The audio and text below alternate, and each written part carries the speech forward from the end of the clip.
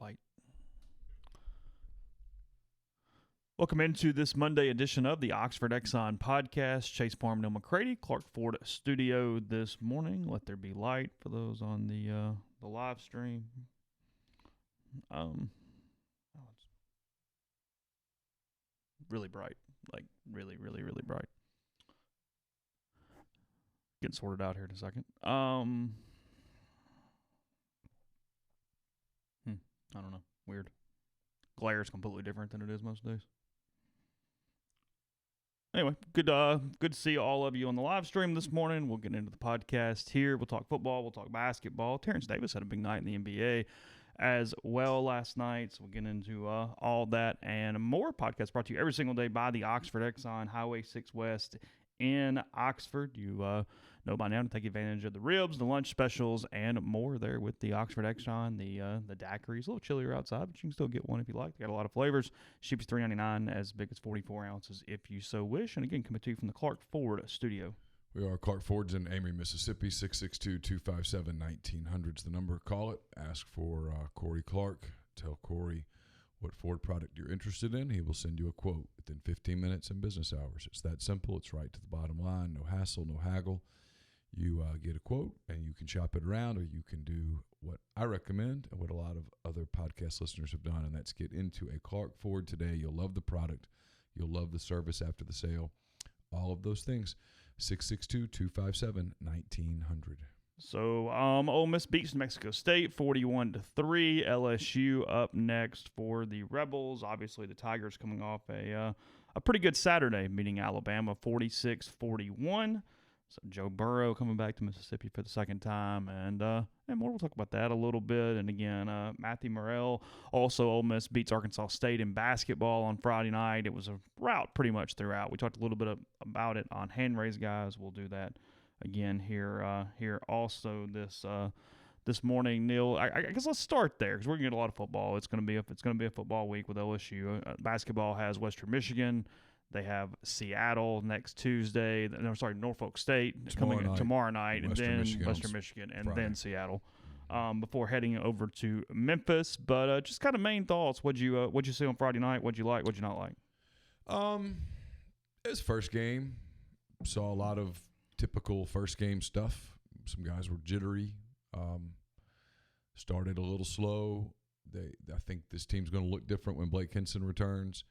I think this team's going to look different when they get a little more comfortable. There's still some chemistry issues, which are to be expected in November. But they're a talented team.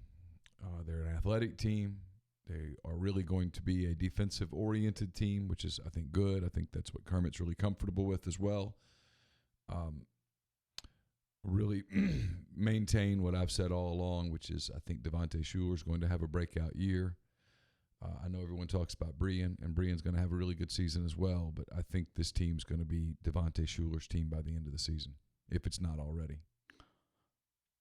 What he did and again, I know he had a big game, but what he did on Friday, not really sustainable per se, but is that what it needs to look like, at least in rhythm and flow, and kind of how he took over that game in some ways? I think it is sustainable. I mean, I think he can get 20 a night if he wants 20 a night. I don't think that's a requirement. I don't think that's really. But his control of the offense, his protection of the basketball, his ability to defend, to set the tone defensively, I think all of those things are very sustainable as long as he's healthy. So that part of it, I think that's kind of who they are. And I think that's really sustainable. What has to be encouraging is that the odds are overwhelming that Brean Tyree is going to score more than 6 points most nights. So you're going to get points from him that you didn't get the other night because he just had a cold night from the floor. We're probably forced a couple of shots early and it got in his head. He's got to get himself into a better flow, and he will. He's fine. KJ Buffin had another really good night. I think that's very sustainable. Rodriguez took some stupid shots.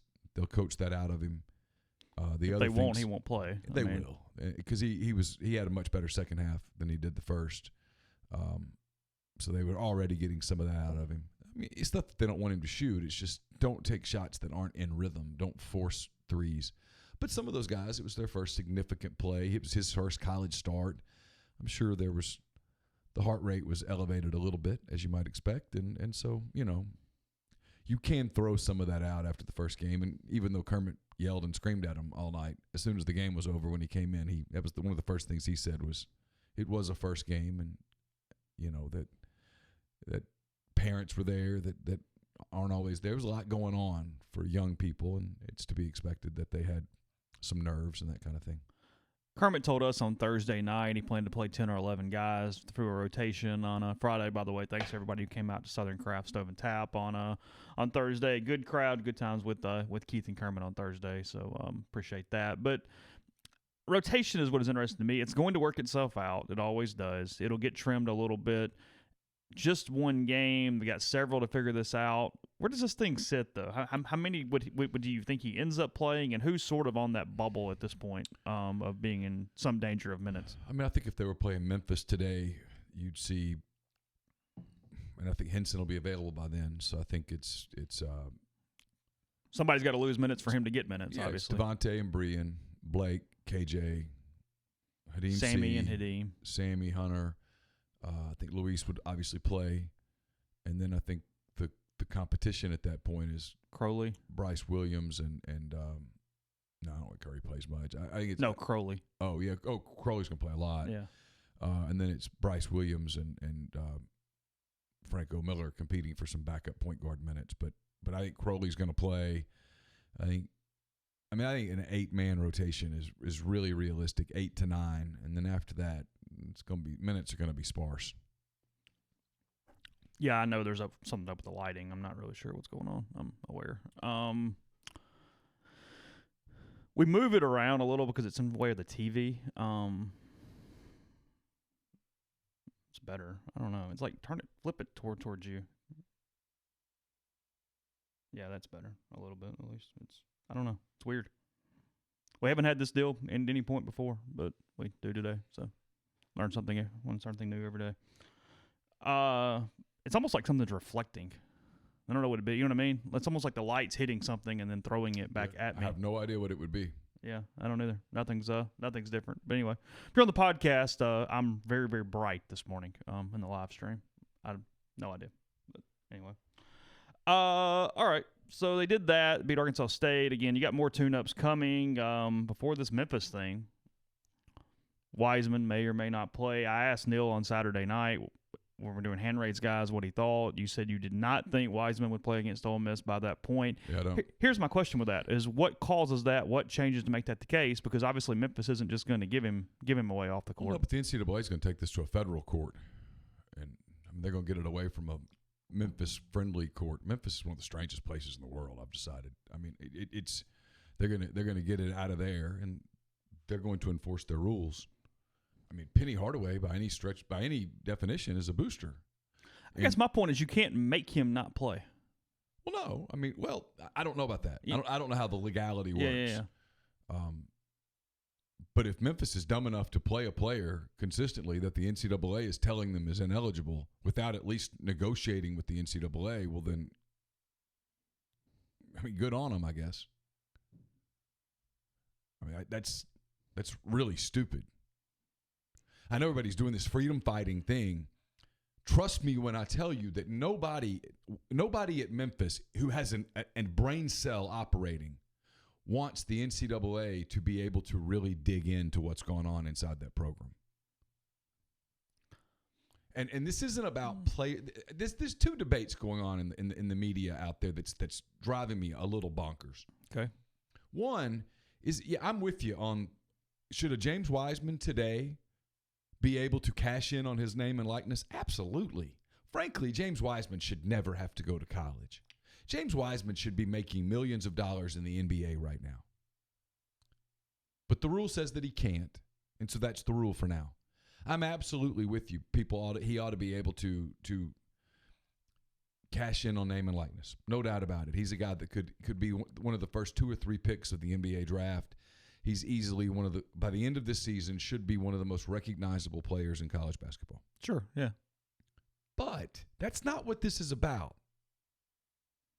This is about 2 years ago when everyone knew that he was going to be a superstar, Penny Hardaway, who was an AAU coach and a high school coach, who was working scheming behind the scenes to get Tubby Smith fired and get the Memphis gig, moved his family from Nashville to Memphis to the tune of $11,500.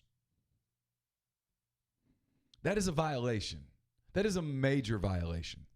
He did it as a Memphis booster to move him to Memphis, and the kid signed with Memphis. That is a major NCAA violation. It is frankly no different in terms of scope as to what Walter Hughes did for Herbert Moore and Bobby Billingsley. Yeah. Except it wasn't $11,500 from Walter. It was a hoodie. It was a hoodie and a trip to Birmingham. And they got to crash in a hotel room. Yeah. So, and that was deemed, Hughes was deemed a booster, and that was deemed a level 1. This is, by any stretch, at the minimum, a major level 1 violation. I'm playing a ton of devil's advocate just because it's a podcast and it's kind of required for the next hour of conversation. Them admitting they didn't really make him eligible, but they sent the wrong letter and they're going to abide by it in May, and they haven't produced other information to be inconsistent with that to this point, I do get the reason of frustration. Because they said you're eligible. And they've presented nothing to argue. They cleared it from the standpoint of what we're talking about. They said, hey, we screwed up, but since we screwed up and you got the letter, okay, it's all good, go ahead. You know what I mean? I do get how you go, well, okay, hold on a second. You did that in May, and yeah, you screwed up, but you admitted it and you told us okay. We forgot about it, and then now a week the season starts is when you want to decide to do this? But this has been being rumbled about for but a month that's beyond now. The point, though. They cleared him. And they told him before the first game, hey, we have a problem. That obviously something else has been unearthed. See, I think it's up to the NCAA at that point, though, to say some of that, to say that. Because otherwise you look like you're just coming back to it because you're frankly pissed off at the world. Not really defending Memphis here, but they did clear him. So if something else came out, shouldn't you have to present what that something else is? That seems logical to me. Yeah, and I think they probably will. I mean, I don't want to be the guy that defends the NCAA. I don't like the NCAA. But I do know what's going on, or I've heard enough rumors to know about what's going on inside that program of course. Yeah, to be pretty suspicious that the NCAA has the goods. Yeah, totally different conversation. Of course. So my guess is that there's more to this Wiseman thing. And the NCAA, because this is the way they operate. Give them credit. They are consistent. They don't put out a press release that says, here's what we have discovered. But they told Memphis, I think this dialogue's been on. I don't believe the Memphis side of the story in its entirety because it's frankly not how they operate. My suspicion, based on the fact that there have been rumblings about whether Wiseman had an ankle injury, agents from Australia, there's a lot going on with Wiseman and has been for months now. They got told before game 1, hey, he's not eligible. He's not eligible. Memphis played him anyway. Then it got made more public before the UIC game, and they go to court and all that stuff, and they say, hey, we're going to roll up our sleeves and we're going to fight, and everybody in the public goes, yeah, get him. This is not about name and likeness. This is about a gift that his family got because of his basketball ability a year and a half ago. People go, well, Penny said that he helps all sorts of kids. Okay. So did Walter Hughes. It's amazing you talk about this. It's so similar because Walter had some baseball tickets, made him an Ole Miss booster. Now, again, scope's different. Penny gave $1 million for some Penny Hall of, I don't know, something or other. Which makes him some sort of a permanent super booster type thing. Well, I mean, you're pretty much a booster in perpetuity. Yeah, for that type of thing. So it's all so stupid. But here's the deal that I find kind of funny in this that we're not really discussing, or the media is not discussing. Memphis media is not discussing. He gives us money in 2007. Everybody knew he gave this money. Not exactly a secret. His name's on whatever this thing is that he basically purchased with this. Shouldn't this be 100% cleared before you ever make him the coach? Yeah. Like, I mean, yeah. I get a booster can become coach. That's not the point. It's the booster giving money that then makes it a problem. But at the same time, you would think there'd be a little more due diligence put into, hey, what exactly is his status with you guys given that? They've gotten so hung up on this deal there. You know, I did some fill-in radio for a while, and it was remarkable to me, even in football season, even when other things were going on, it was Memphis basketball, Memphis basketball, Memphis basketball, Memphis basketball, just stay on it, which was hard as someone who doesn't cover Memphis basketball.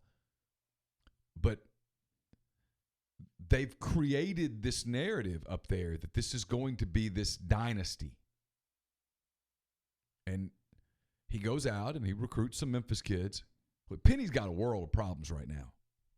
He's got unhappy Memphis kids who were told, hey, you come here, you're going to play. And they're not playing because he went out and got Precious Achua, and he got I can't even think of all their names. Became a national deal went instead out of and a got Memphis national deal. dudes. Yeah. And, you know, he went out and got national guys, and now that made enemies. I mean, listen, the NCAA is hearing a lot of the same things about Memphis that they started hearing about Ole Miss football, except on a much bigger scale. He's going out and nailing, getting the big-time players. He's running a program over there that there's a lot of elements inside that program that I'm guessing the NCAA is not particularly pleased with, a little concerned with. And those people all have, say in what's going on inside that program. And I can't believe that Penny Hardaway and the people at Memphis don't want to tone the rhetoric down and see if they can't calm these waters. That whole we're going to take this to court and fight like mad. Court. Be careful with court, boys and girls. That starts getting into subpoenas and records and documents and things that you probably do not want to open up. Just a hunch. It's why when everybody goes, hey, so-and-so school is going to sue the NCAA. Well, all right, but here's the two problems with that. Number one, and look, I get this is dumb, and you might win in court eventually because it's the only game in town. You're a volunteer member. You don't have to be a member of the NCAA. You don't have to play sports. And I get that's dumb. I get it. Two, yeah, you're opening up a lot of paperwork. You better be squeaky clean if you want to sue the NCAA. And they're not. Well, no, of course not. So when you, at all, because here's the question. If Penny gave money to James Wiseman, who else did he give money to? Give money to DJ Jeffries? Did he give money to Alex Lomax? I'm not saying he did. I'm just asking. The NCAA could say, you know what? While we're at this, since you're suing us, we're going to sue you back. We'd like all of your bank records.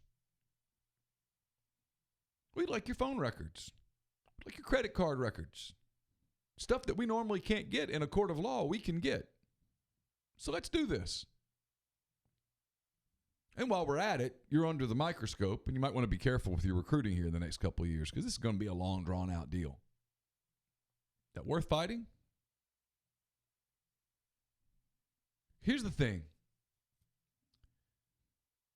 Everybody does this deal about Ole Miss, and the NCAA picked on Ole Miss, and the NCAA picked on Ole Miss, and they did, and it conveniently ignores the part of the conversation where Ole Miss was really sloppy.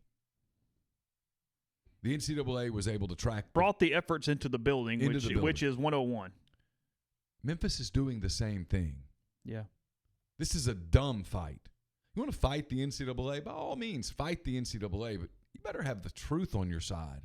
And don't make this about – it drives me insane with the national media about name and likeness. Nobody's arguing that, really. Even the NCAA begrudgingly is admitting that, yeah, we probably need to fix this.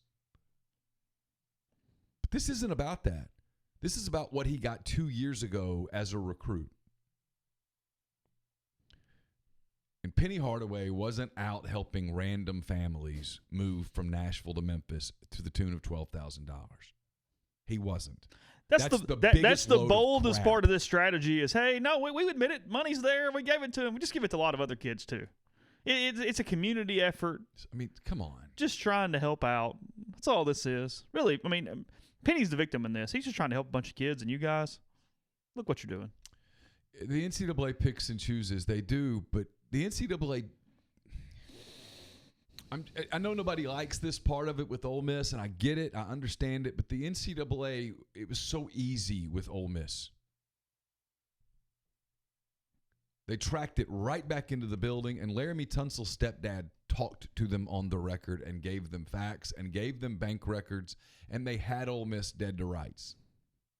Reality. Would they have done that if, it's my opinion, and I know most of you all disagree, if they could have hammered Alabama over the last few years, they'd hammer Alabama. No, it's the irony of this is they saw Ole Miss as a big fish. There's no question. An SEC West school, No doubt. Miami, Alabama, Penn State, USC. They've gone after big fish.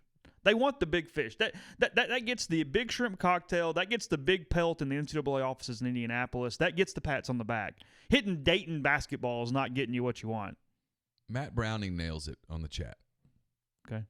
He said you'd never be able to connect Saban to having Tua's family move to Tuscaloosa.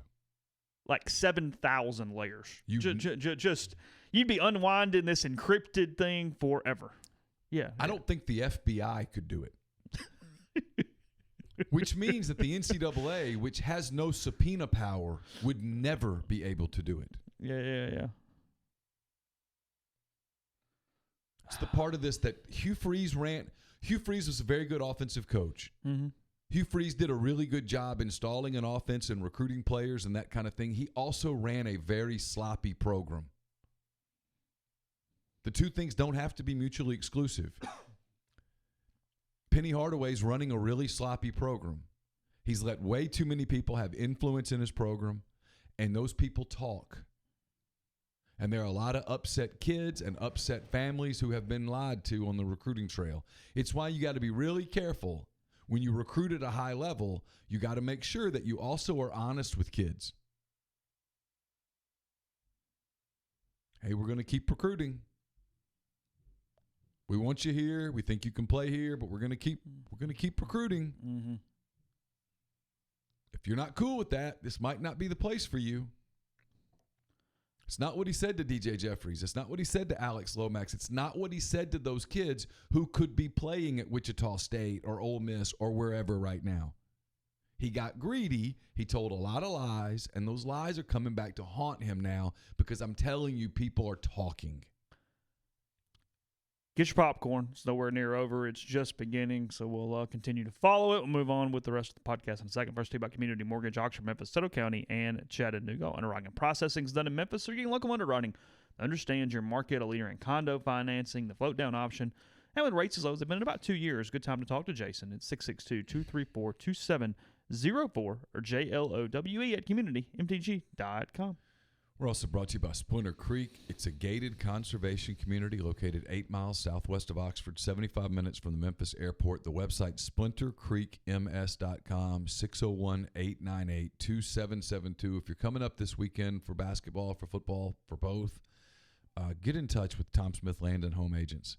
Get a tour of Splinter Creek MS if you're thinking about moving to Oxford, you're thinking about retiring to Oxford.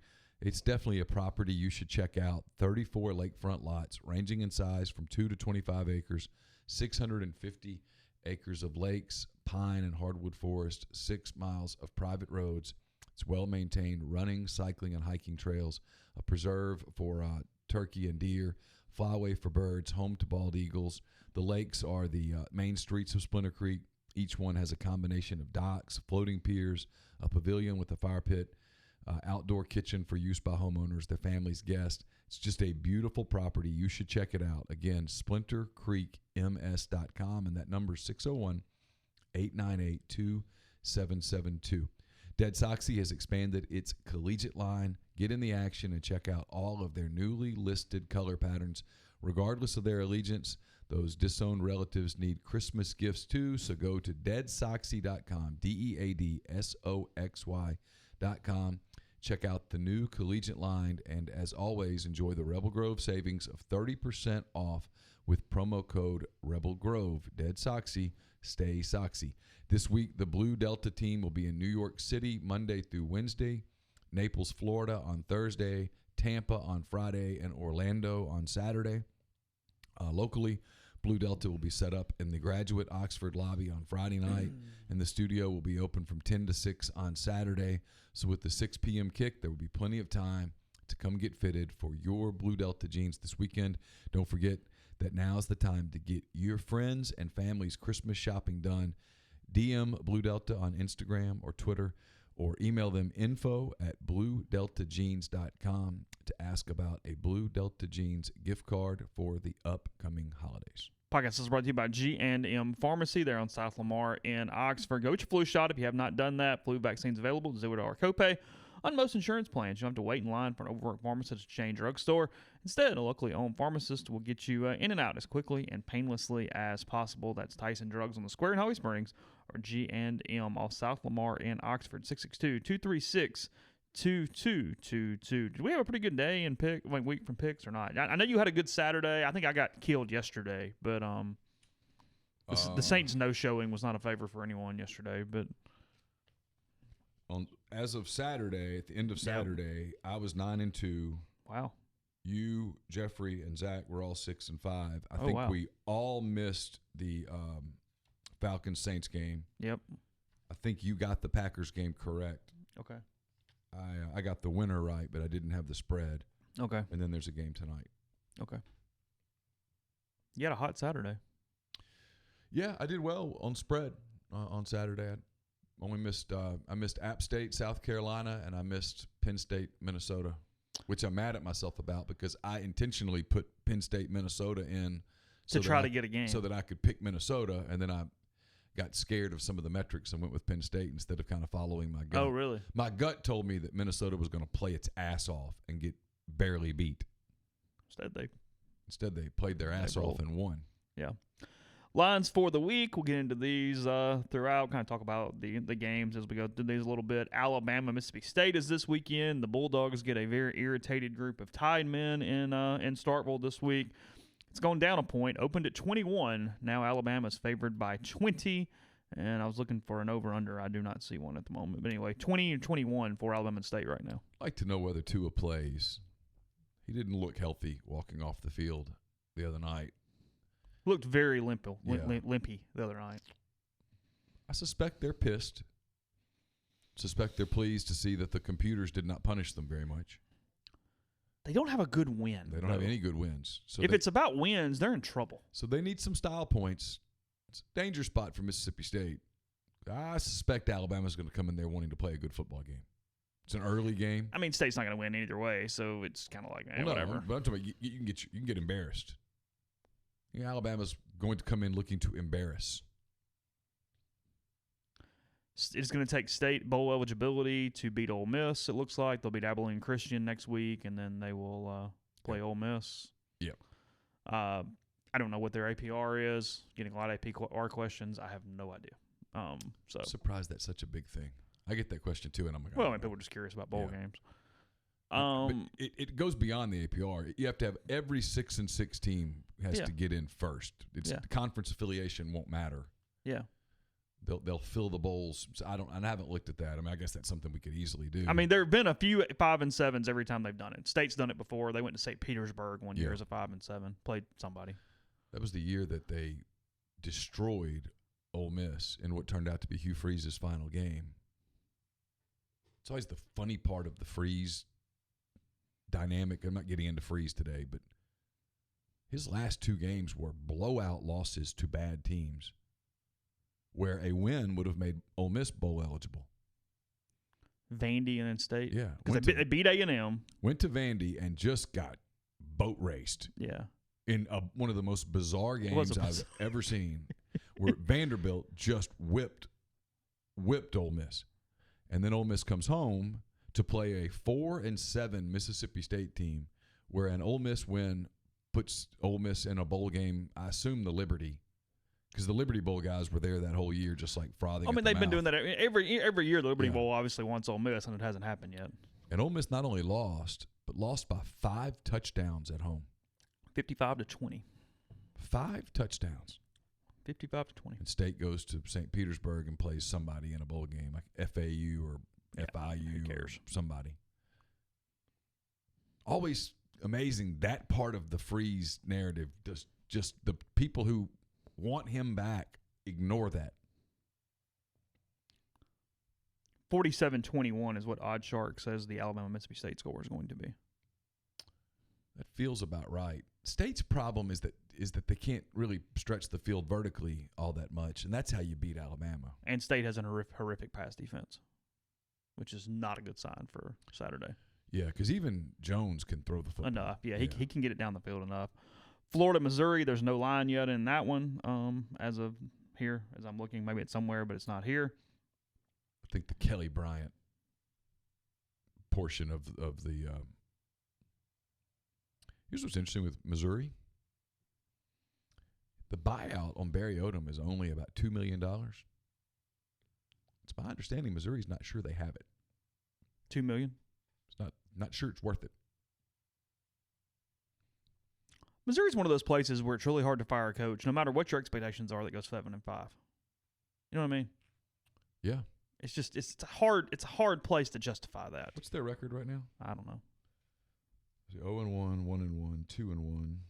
They beat South Carolina. Yes. 3-1. Beat Troy 4-1. Beat Ole Miss 5-1. Lost to Vandy 5-2. 5-4. 5-3. They're 5-4. They're going to lose to Florida. 5-5. They're going to lose to Tennessee. 5-6. They're going to beat Arkansas in Little Rock to 6-6. go 6-6 and be forced to extend the season. I'm sorry, get a bowl game. Where you do that awkward thing. Still hard to fire. What do we do? It's hard to fire him. They were supposed to be a lot better than this. Yeah. This was supposed to be a breakout season. How that Tennessee game is huge because they can win that game, and if you win that game at 7-5, he's safe. Yeah, they can win it, but I'm going to tell you, say what you want about Tennessee. I watched some of that Kentucky thing after we finished. They're okay. He's stabilized them. They're fine. I'm not going to say that. Yeah, they took advantage of a team that could not throw the football. But then they moved it. They got some points when they had to have them. He has stabilized that program. It's Tennessee and their fans. Stabilization is not going to be enough to hang him around for a while. No, but he's calmed his hot seat. He's going to absolutely get next season. Because he sucked so bad, essentially. You know what I mean? It was so bad early that anything looks, oh, well, okay. But it looks like they're moving. There's progress. Tennessee's got, 5-6 wins? Don't know. They beat BYU. No, they lost to BYU. They beat Chattanooga. It's 1. Yep. Mississippi State's 2. South Carolina's 3. UAB's 4. Kentucky's 5. They get Missouri and Vanderbilt. They're going bowling. Yeah, they'll beat Vanderbilt at least. Maybe Missouri 7-5, 6-6. Might be maybe the Liberty Bowl. Well, if you're the Liberty Bowl, you're thrilled to get Tennessee. Music City Bowl, maybe. Sure. If you want a weird game on Saturday at 11 a.m., Tulane is at Temple. It's always hard to kind of play in Philadelphia in the empty stadium. Tulane is a -3.5 in that one. It's moved to 4 now. Let me touch on something. People said Missouri can't go to a bowl game. Missouri absolutely can go to a bowl game because right now the appeal is still sitting out there. Yeah. They are frustrated. To prove to you that the NCAA hasn't changed much, Missouri thought they were getting an answer weeks ago. But with no answer, Missouri absolutely can go to a bowl game because the appeal is still sitting there. Yeah. They did that, A, to appeal, and B, because they thought they were going to have a really big season, so they wanted that bowl game, whatever that was, but it's still the same result no matter where you're headed. Now, they can stop. They can stop the appeal and say, hey, we'll accept our penalty right now. I would do that if I'm 6-6. I probably would too. Just call it a day. Yeah, and be done with it. Let's move on. Yeah.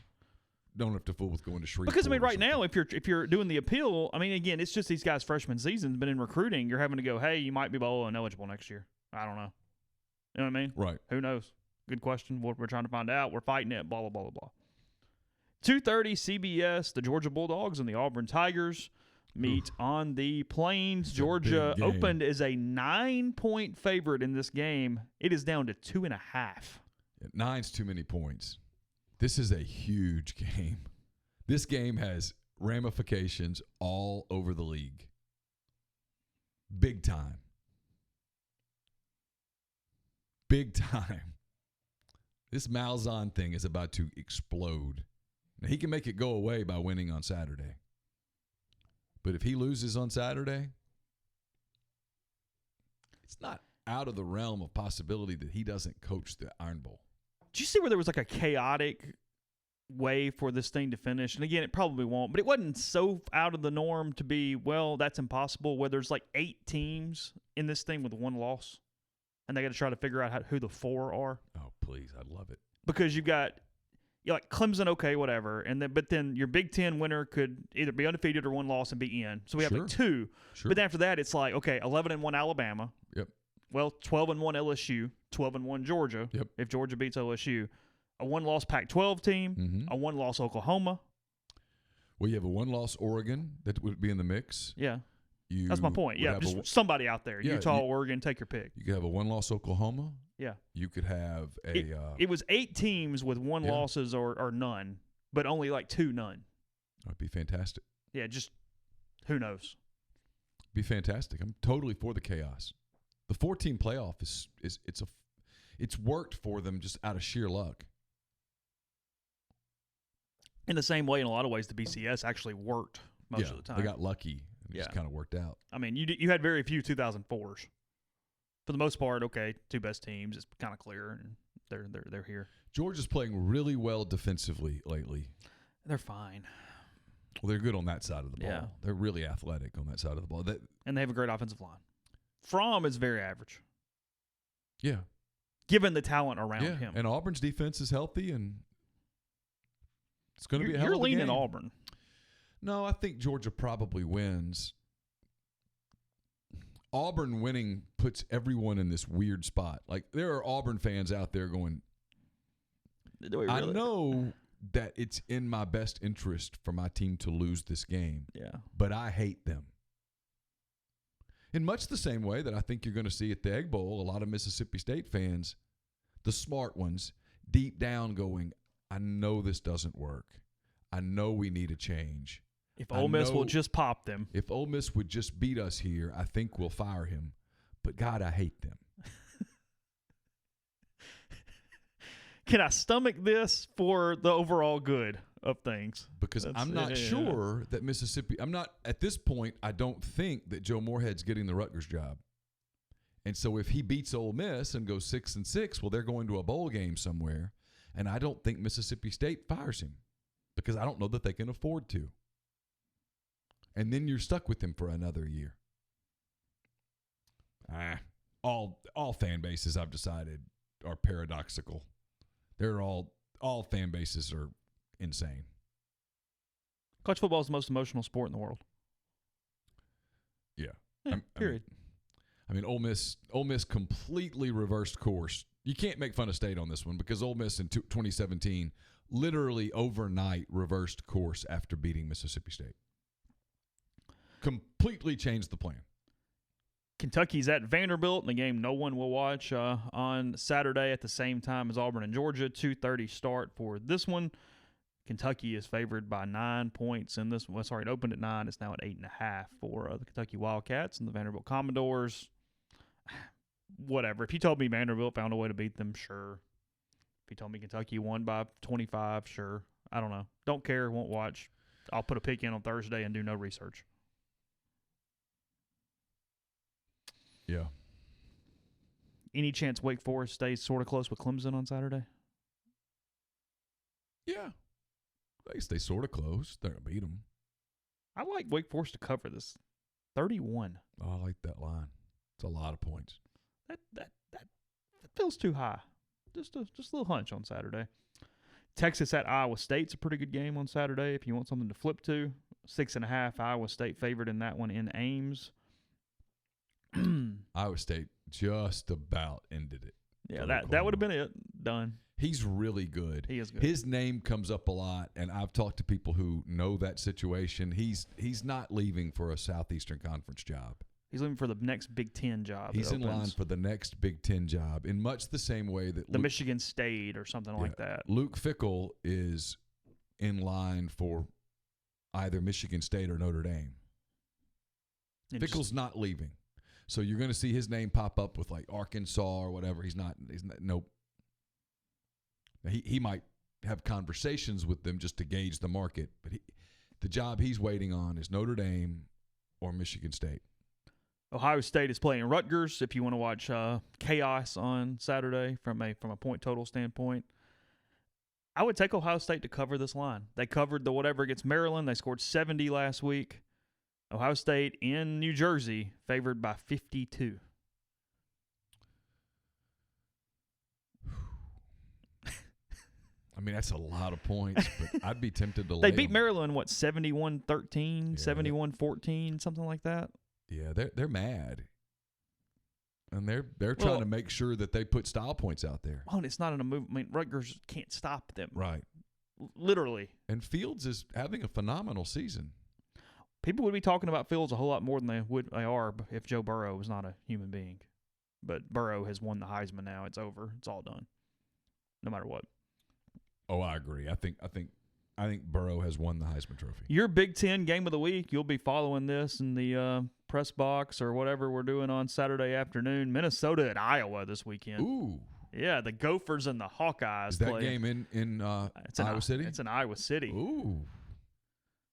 Interesting line. It's got upset written all over Iowa favored by 3. It's got upset written all over it. Vegas saying, yeah, go ahead and jump on the Gophers.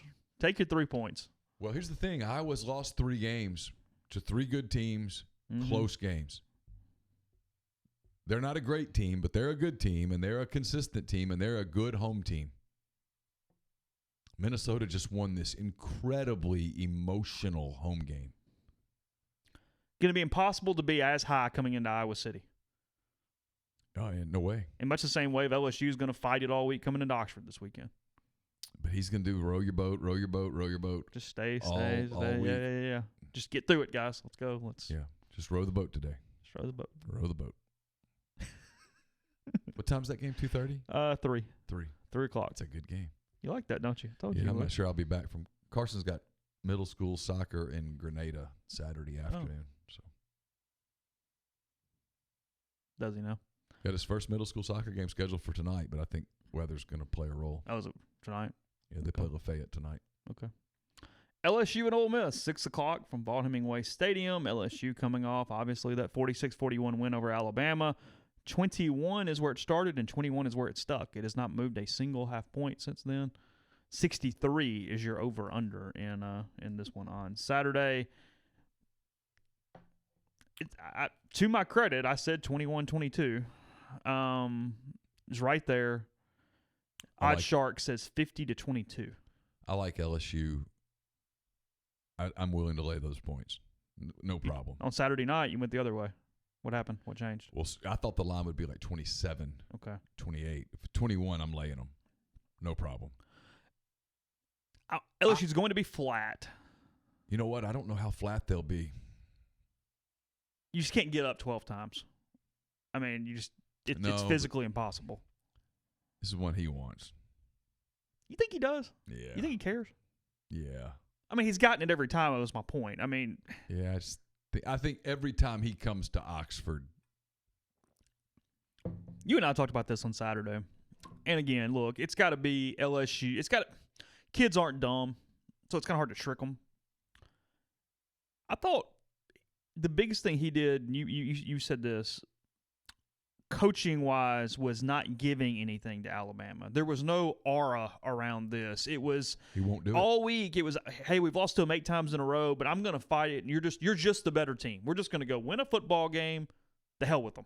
That's all it was all week long. And again, like Arkansas can't do that, whatever. I mean, Ole Miss could do that in 15 because they'd beaten them the year before. But it takes a certain set of circumstances in some ways.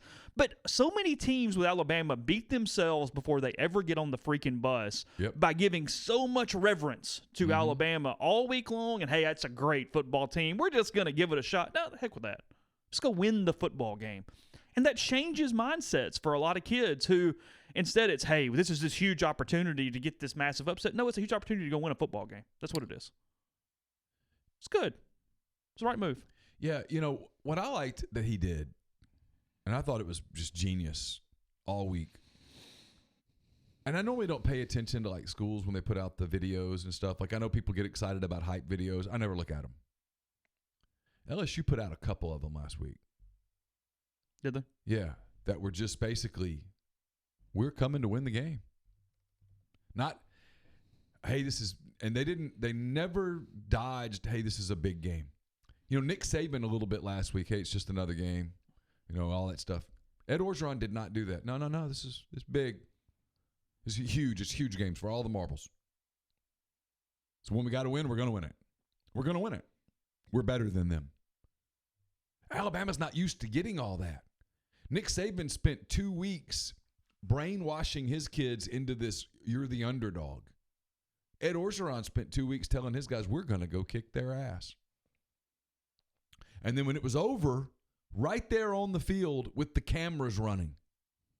People who say I'm not willing to give Ed Orgeron credit, I'm doing it in spades right now. With the cameras running, told his team, and we're not losing to him anymore. This is ours now. Now, is that dangerous? Are you hitting a cobra? Yeah, you are. He doesn't care. Give him credit. Teams take on a coach's personality. For whatever reason, I don't really understand how it happens psychologically and all that stuff. They have taken on his personality. It's not even arrogance. It's just confidence. It's fun. They just go play and give Ed a ton of credit. And it's the perfect fit for that there. It wouldn't work everywhere. It wouldn't work everywhere. There was somebody gave like even take Ole Miss out of it. It would never work at Auburn per se. No shot. No shot. It would work at a place like Florida. Yeah. It worked at Florida. Spurrier did it. Yeah. He's very Spurrier-ish if you get away from the offense stuff. Get away from all that. He takes the pressure off his kids. Yeah. He does all the media, and he'll let you kind of make him a cartoon character. But he lets his coaches coach. He's learned a lot. And they are loaded with talent. Makes a point here on the live chat as we go into our next break. Bo Nix threw for 340. That's the problem for Ole Miss, is that Burrow, with those wide receivers, could throw all day. And it could get very, very, very dangerous from that standpoint, really get away. Yeah. That's the part of this that is. And here's the other part. Burrow's arm is not going to be flat. And you ready for me to get to the topic that nobody wants to really talk about? I'll let you do it in a second. First, I'll tell you about Mastercut's Lawn and Landscape. They're out in northern Mississippi, but they also build custom playgrounds, retaining walls, pool decks, outdoor living spaces, private patios, forestry mulching, and much more. Patch your dream backyard easier than you think. It's GoMastercuts.com for a free quote. With that same free quote at 662-607-7773. That's GoMastercuts.com. Picks will be up on Thursday. They are sponsored by Southern Craft Stove and Tap, located off Highway 7 and Sisk Avenue. Southern Craft Stove and Tap places an emphasis on food and atmosphere, mixing the quality of fine dining with the come-as-you-are environment, featuring 30 craft beers and offering a high-quality selection of cuisine and libations. Southern Craft Stove and Tap has you covered for any occasion. Join them for lunch, dinner, Sunday brunch, or have your favorites catered out. Catering orders placed online currently get $25 off any order totaling $100 or more. So avoid the chaos of parking on the square. Head over and experience carefully crafted dishes with your favorite Southern ingredients. Southern Craft Stove and Tap, Highway 7 and Sisk Avenue in Oxford. We're also brought to you by Pinnacle Trust. Pinnacle Trust, based in Madison, Mississippi. They've got clients in more than 20 states, advisors in multiple states as well. Founded in 1997, Pinnacle Trust provides detailed, specialized investment management, financial planning, retirement planning for individuals and businesses, and much more. At Pinnacle Trust, investing is treated like a commodity. Decisions are made using objective information and research, not emotions. So regardless of your level of wealth, Pinnacle Trust will sit down with you, listen to your goals, study your expenses, and put forth a comprehensive, detailed financial and retirement plan that's built just for you. It's pintrust.com, PINNtrust.com. Mention that you heard about Pinnacle Trust on the podcast. You'll get 10% off your first year's fee. We're also brought to you by the Westin Jackson. It's home to Soul Spa. It's the ultimate luxury spa experience in downtown Jackson. Indulge in personalized massages, signature facials, soothing body treatments, and much more on their extensive spa list. And then head over to Estelle Wine Bar and Bistro. Sip on a creative craft cocktail or enjoy their curated wine list. It's open for breakfast, lunch, dinner, and Sunday brunch. Chef Caden's mission is to connect guests with the community through local partnerships. So gather at Estelle at the Westin Jackson tonight. And we're brought to you by John Edwards of Regency Travel Incorporated in Memphis. Whether you're thinking about a golf trip, a summer trip, a cruise, a resort in Florida or the Caribbean, whatever the case may be, get in touch with John before you try to book something on your own. He's part of Virtuoso. It's a worldwide network of travel partners that allows John to supply his clients with added values and unique benefits that are simply not available to other travelers. So if you think about going with the boys to Pebble Beach, taking her to Napa for the vacation of her dreams, whatever the case may be, call John, give him some parameters, give him a budget, let him give you some options, and no, you don't have to live anywhere near Memphis to take advantage of his services. 901-494-3387 or send him an email at jedwardsregencytravel.net. First-time clients can save $50 off their first booked trip just by telling John you heard about Regency Travel on the podcast. Go ahead. Lay it on me. The other thing is LSU's defense is going to look at the film from Ole Miss as they get ready for John Rice Plumlee, and they're going to see some of the throws that he made on Saturday against New Mexico State and go, that's a pick six. That's a pick six. They're going to be eager to get to Oxford. He made a couple of throws against New Mexico State that, God bless them, they're 0-9 for a reason. Those were one went right through the defender's hands and ended up being a catch. You throw that against Derek Stingley, it's picked.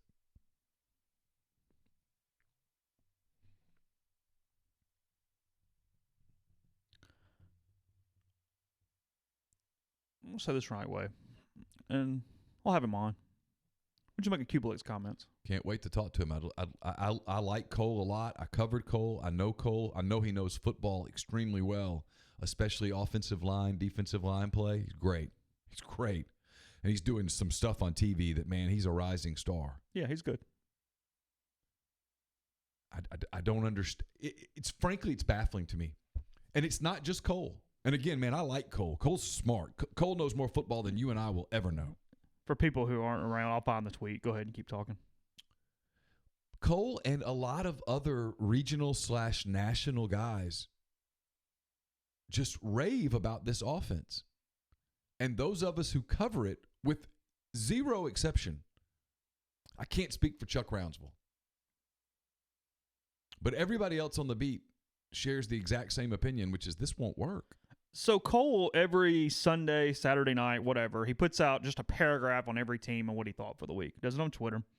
Ole Miss, handled their business. Plumlee's the deal. Was tossing darts. Going to grow into an SEC quarterback. They can win a bunch of games. Explosive and tough. Defense was sound. When the weapons on offense are healthy, man, they can be tough to defend. Big opportunity this week. Somebody responds and says, as much as we enjoy watching Plumlee run the ball at Ole Miss, tossing darts is not close to what I consider his passes to be like. He comes back, quote tweets that, and says, 15-yard rolling right to Jackson, dart. Slant to Mingo, dart. Seam to Cooley, dart. Rolling right back across body to Moore, dart. Out to Pellerin, dart. You don't win at darts throwing 100 miles an hour. Screens and quick throws are all in stride with good velocity. Why you guys are fighting Plumlee being a good passer. Yeah, I'd love to talk to him more about it. I mean, he's borderline defiant about it, and he's not alone. And yet we see it every week, and I don't. Oh, I'm fascinated. I'm not critical even. I'm just fascinated. I'm not even saying he's wrong. Yeah. I just would love to know what he's seeing that I don't see. Now, I did think John Rice Plumlee threw the ball better Saturday. I did think he made better throws. And I made this comment on Saturday night. It's still whatever. I think he's going to get better. I've said repeatedly that I'm not really even judging him to start a fall camp next year because of him only being here since June and playing two sports. The one thing that did not frustrate, that's not the right word at all, that I did find troubling for Ole Miss, and I put it out on the board yesterday and then on Saturday night, they're just not using the left side of the field at all. His passing chart to this point, if it's not a deep ball, meaning something in the air more than 20 yards, he's only thrown 8 passes to the left side of the field all season. Well, he did. That's a problem. One of the darts that Kublik refers to just then was a play where he ran to the right and threw across his body, and the New Mexico State defender just missed the ball. Mm-hmm. It went through his hands and ended up being a catch, I think, by Elijah Moore. I can't remember exactly. I mean, honestly, we were flipping between two games. The Ole Miss game was never in doubt. His baseball arm's not bad. It's fine. I don't know that it's necessarily elite, but it's fine. it's not a problem. Well, throwing a football and throwing a baseball. Two different things. Two completely different things. One, hand size factors in. A lot of stuff factors in. Hand size isn't a big issue with baseball. Mm. It's a smaller ball and all of that. It's round. It's just different. I mean, I was a decent baseball player. I have very, very small hands. I can barely throw a football. I can't grip it. You should have seen me out throwing a football yesterday. You have, I was tossing it. You're just bragging about hand size at this point? No, I have. Is that what you're doing? I think I have average hands. I don't think my hands are big per se. Combine people wouldn't be all excited when you had to strip down and measure your hands in front of them. Combine people would not be excited if I stripped down at all, hand size or otherwise.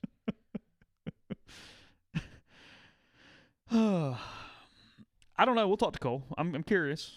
We'll work on that. I'm gonna reach out to him today. We're friendly. I know him. South Carolina A&M, two teams that desperately need a win on Saturday. That is in College Station, and the Aggies are favored by 10 points. It's just hard to do anything with Carolina right now.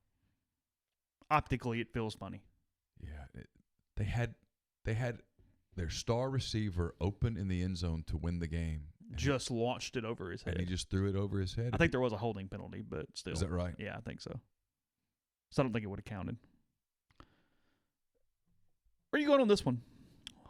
In Waco this week, the Oklahoma Sooners. Ooh. Baylor still undefeated. Survived TCU on Saturday night. 3 overtimes in that one, I think. Yeah. 10. It's down to 8.5. Baylor's getting 8.5? Yep. Well, now, if they're given, we're cooking. Taking the Bears? This feels like a game you're going to add to picks, so what are you thinking? I don't know. I mean, Oklahoma's better than them, but Oklahoma's not been good on the road. And I'm still not believing in that defense. Oh, no, it's bad. I know a lot of Oklahoma people are going, no, it's better. No, it might be better, but it still sucks. It might be better, right, but it's not that much better. So. A good question. Avery has a good question. If South Carolina fires Boom, and for the record, I don't think they're going to, although he's flirting with getting fired. If they fire Boom, Dan Werner would be available. See, to me, that would be a far more realistic option for Ole Miss than Will Hall. Yeah, sure. Because Will Hall looks at this deal with, like, Willie Fritz is on Arkansas's list.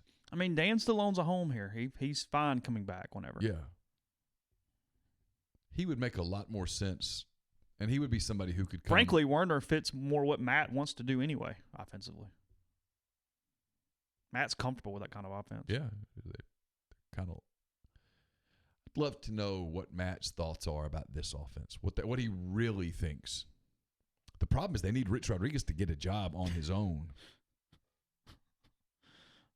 Zach says in the chat, imagine McIntyre goes to Vandy and then you get Muschamp replacing him. Hey, they're buddies. Come work for Matt for a year. Get Boom as a D coordinator.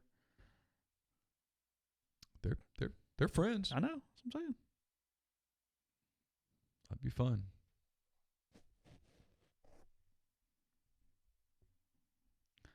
I don't think as much as he looks stressed out.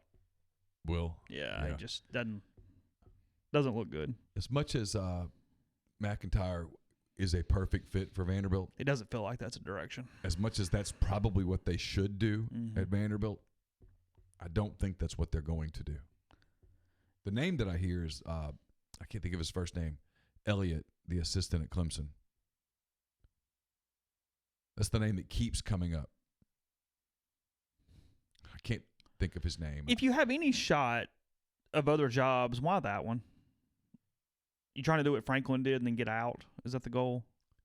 Because Vandy's not a long-term solution for anyone. They just can't recruit well enough. No, it's very difficult. But if you can do a James Franklin-esque job, Franklin won 9 games 2 years in a row and turned it into Penn State. Yeah, Penn State. It seems like that'd be easier reclamation projects than playing in the SEC East with a stacked deck. That's all I'm saying. Oh, it's a tough job. You're starting the year with 3-4 losses off the top, no matter what. What is? I mean, your path to any type of respectability is having to beat Ole Miss every season. when you're not as good. That's a Tony Elliott. it's a tough deal. I could not remember Tony. What's so hard about the I don't word? know. Tony Elliott is the co-offensive coordinator and running backs coach at Clemson. Sure. He won the 2017 Frank Broyles Award. Okay. Football Scoop named him the running backs coach of the year in 2017. Sure. I'm looking to see where he's been before that. By the way, Cal is getting 6 points against USC this weekend. If you're curious, that's the late game that we'll probably have on a little bit on Saturday night. USC and Cal not starting until 10 o'clock our time. Oh, yeah, by the time we hit the button. Yeah, on Saturday night. He's been at Furman. He's been at South Carolina State. So he's been in South Carolina his entire career. You said you're hearing that, or people are just hearing that? I've heard it, and I've heard other people have heard it. Okay.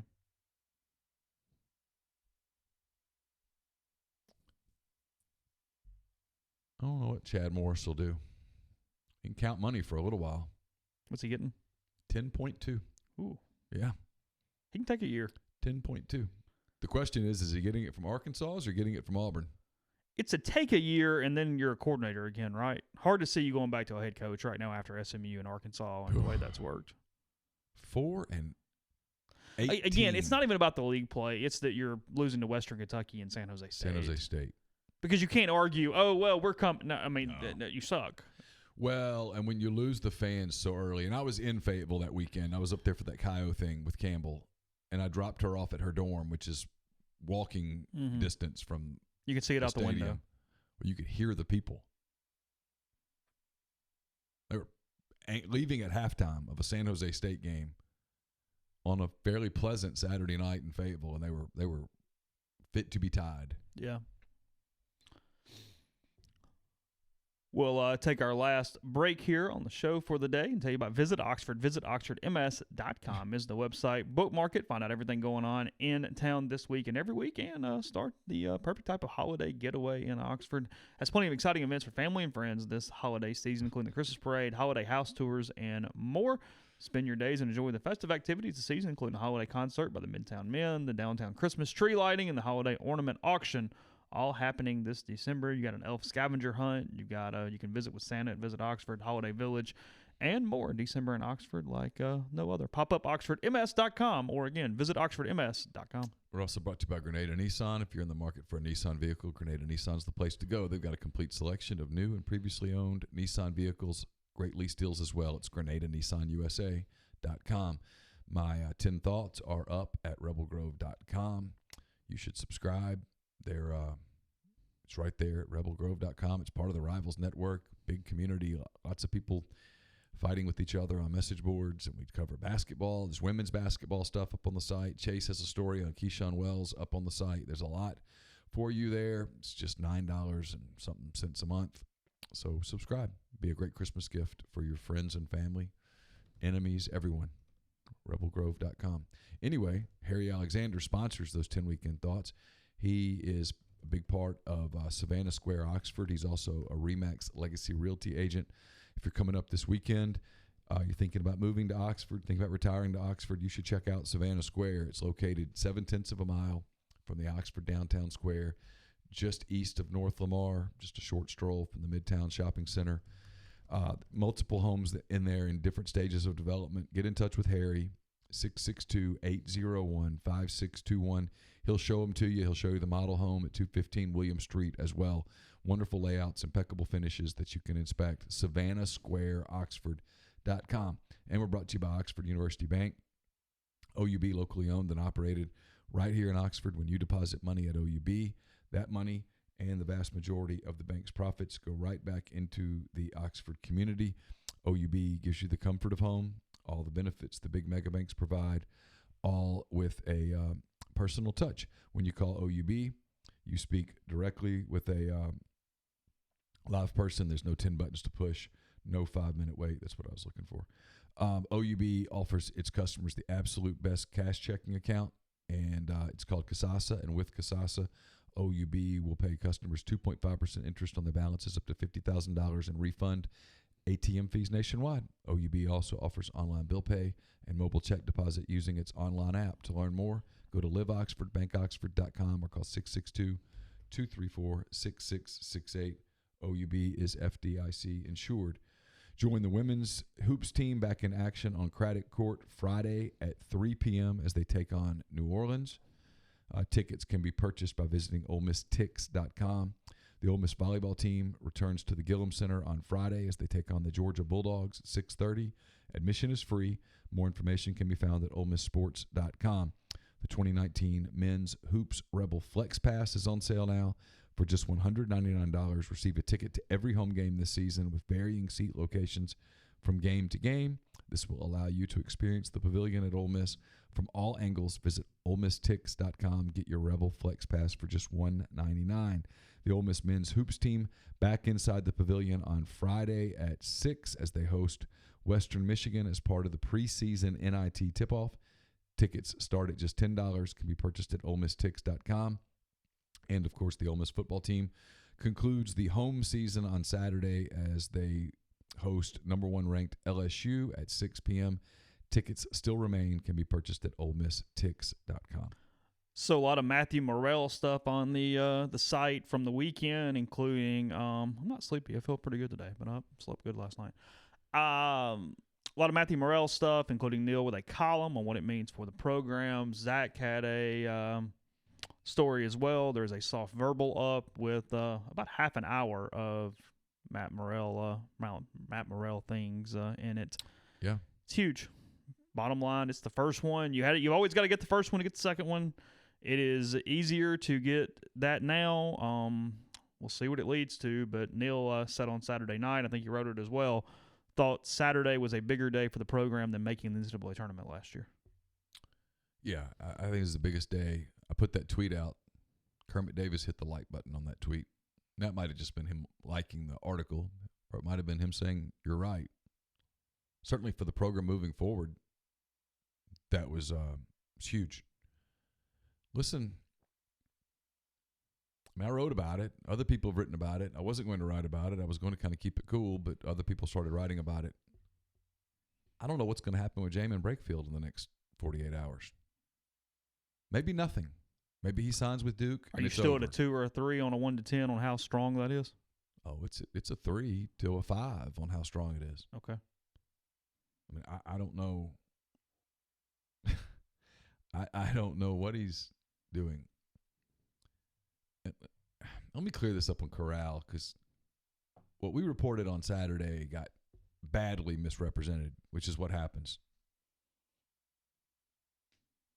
We're not saying he's definitely leaving. Those words were not put in there. I also did not say that he's reached out to anyone. But let's not be naive and pretend that nothing happens until you go into the portal. Usually when a quarterback goes into the portal, he knows where he's going. For example, when Ben Hicks went into the portal, he knew he was going to Arkansas. Kelly Bryant went into the portal knowing that there will be no shortage of opportunities. Missouri, Auburn, Arkansas, there was a bunch. Matt Corral, if he goes into the portal, will go into the portal knowing that there are several opportunities for him. And there's one specifically that you and I have both heard about. Does that mean that Matt Corral has talked to those coaches? No. But there's been contact. Might be very subtle, but there's been contact. Us reporting that doesn't make us bad guys, in my opinion. Feel free to disagree. It's difficult for me to believe, difficult for anyone rationally to believe that Matt Corral's happy right now with the way the situation's played out. Matt Luke was asked about this after the game Saturday, and he gave very coach-speaky answers about how it's still a 2-quarterback system, how they're going to need Matt Corral in these last 2 games. They played New Mexico State on Saturday, had the game easily in hand the entire way, and Matt Corral only entered the game late in the third quarter, presumably because Plumlee tweaked an ankle or something on one of his long runs. They gave 5 quarterback snaps. Sellers Shaw played, Grant Ressmeyer played, and Kincaid Dent played. Yeah. And that's cool. Let those guys Yeah, go out and get a snap. that's not the point. That's cool, whatever. But Corral was not playing. There was no two-quarterback system on Saturday. Corral didn't play in the whole second half against Auburn. So the words of, hey, we're going to need him these next 2 weeks. It's Coach speak. Yeah. Well, yeah, you might need him because the way you're running your quarterback, he's going to get hurt.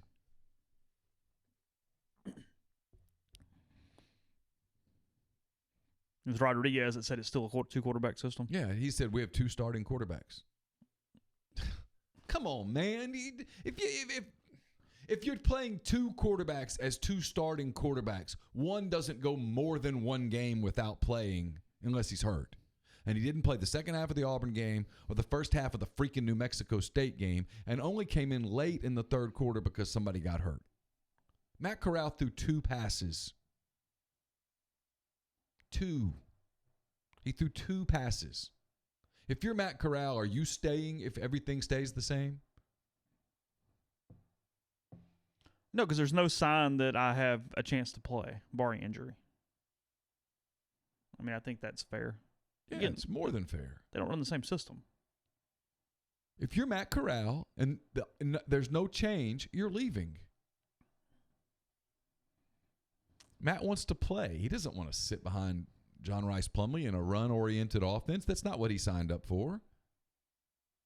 He's being a good soldier right now. He's saying all the right things, doing all the right things. He's being a good teammate because guess what? Matt Corral's a good kid. Yeah. There's a real disconnect, and maybe it's because we're not asking it right. But it's a video that Ole Miss marketed. This is an Ole Miss thing. Ole Miss marketed Matt Corral as early as the days immediately after the Egg Bowl last year. They showed that video of Matt Luke. Matt hugged him on the field and basically said, this is your team. Consoling an angry, emotional Matt Corral. Yeah. Saying, hey, this is your program now or your team now or whatever. It's your time now. Ole Miss took Matt Corral to media days. We applauded the move at the time because that's if you had asked me, hey, as a sports information guy, if you'd said, well, who should we take? Well, you should take the guy that people are going to write about, which is Corral. Yeah. But if there had been any hesitation on their part about whether he was their quarterback, they would not have taken him to Hoover for 900 media members to do stories on. I'd love to know, where did it change? If Matt Corral had not gotten hurt against Cal, would he have quarterbacked against Alabama? Yeah. If Matt Corral had quarterbacked against Alabama, would he have quarterbacked against Vanderbilt? I saw no signs of a swap. I'd love to know what happened. And I think it's as easy as he got hurt.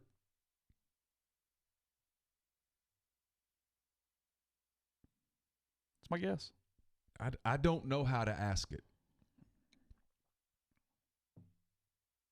But the answer to have you given up on Matt Corral is no, of course not. No, he's our quarterback. He's one of our two quarterbacks. Well, he doesn't play. Well, we were just running the ball. The run was working. What do you tell recruits? He gives us the best chance to win now. Yeah, I get that. I feel like I'm being antagonistic. I'm not trying to be. I find it to be a frustrating story because we can't really get into it yet. I don't know why. Because no one will answer the question. He gives us the best chance to win right now. Yeah, but you're not winning right now. You said this was a development year, and I agreed. Do you think this system, here's the question, do you think the system that you're running today can beat the upper crust teams in the SEC? And let's define that. Alabama, LSU, Auburn, Florida, Georgia. Texas A&M, if you want to extend it. Yeah. Do you think this offense, the way it is conceived today, can consistently beat the top 6 teams in the SEC? Mm-hmm. And if the answer is yes, then okay, roll with it. But if the answer is no, then the follow-up is, what the hell are you doing?